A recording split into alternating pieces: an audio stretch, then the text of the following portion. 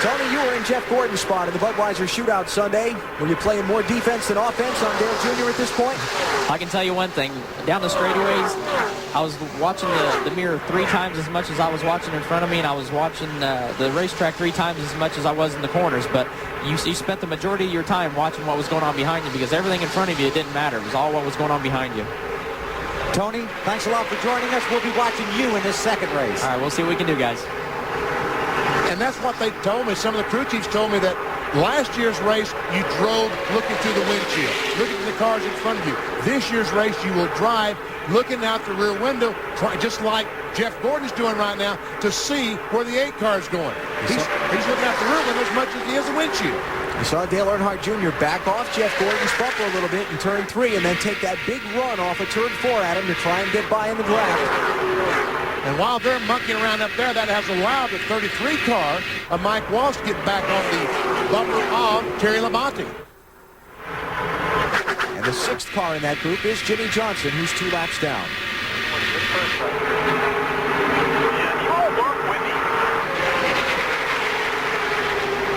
Marty, what's Robbie Loomis saying about the 24? Is it okay? Well, there's very little radio traffic on Jeff Gordon's scanner, Benny, but what he has said in the last 3 laps is that the handling has started to go away, but he knows he's in the best position in the lead.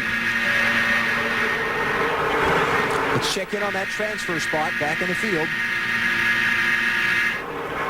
Brett Bodine still hanging on to the 14th spot. As we look back to find that group, here they come.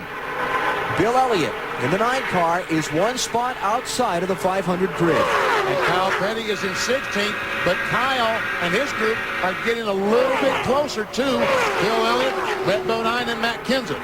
Now, Elliott's going to be in the 500 even if he doesn't pick up another position. He was 9th fastest on time. He's in. Question is, what about the guy behind him? Matt? And they keep telling Brett Bodine that Bill Elliott will not try to make a move because Elliott knows he's in the 500. Elliott is reporting to his crew chief, Mike Ford, that his car's a little bit tight. Meanwhile, Brett Bodine says his car just won't run like yesterday's practice session. Remember, guys, it was about 15 degrees cooler. Brett Bodine missed the show back in 2000, hoping to hang on again and sneak his way back into the 500. Thing is, for Kyle to get in this race, he's going to need the help of Bill Elliott and also the 10 car, Johnny Benson.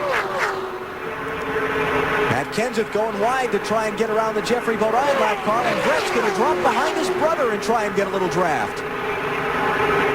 And Jeffrey comes down to, and now we've got 3 cars ganged up on Matt Kenseth on the bottom of the racetrack.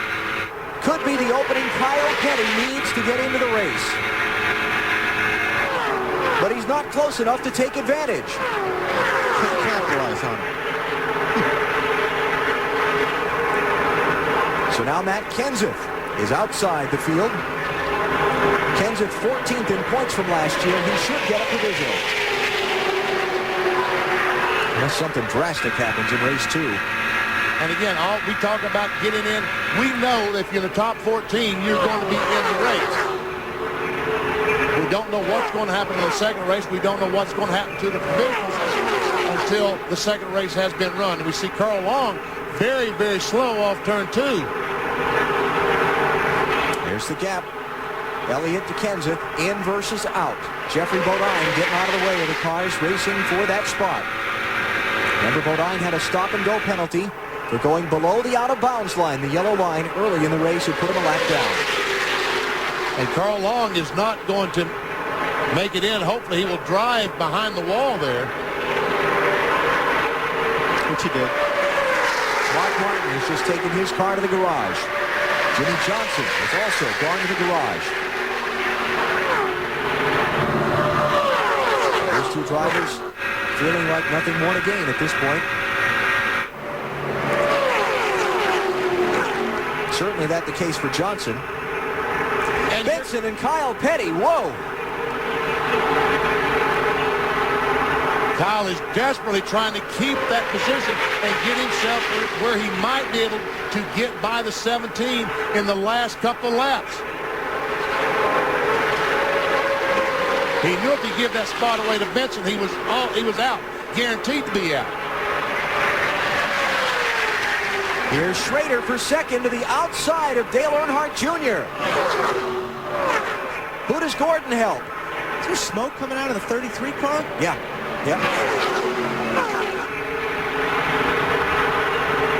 Schrader looking, Jr. blocking. Gordon to block.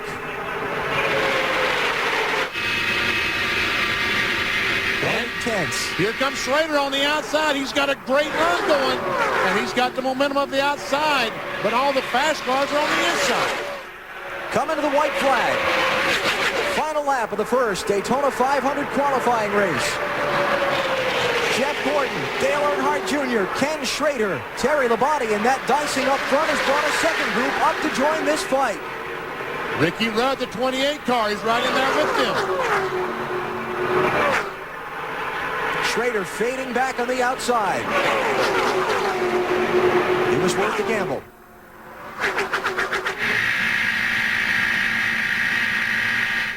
Sterling Marlin's in that group. Now it's Mike Wallace getting shuffled. Here's Ricky Rudd around Terry Labonte into fourth. Final corner. And I don't think Junior's going to have enough. To the start-finish line, second time in his career, Jeff Gordon wins his Daytona 500 qualifying race. Now checking back to the transfer spot. Here's where it counts. Bill Elliott gets the last position.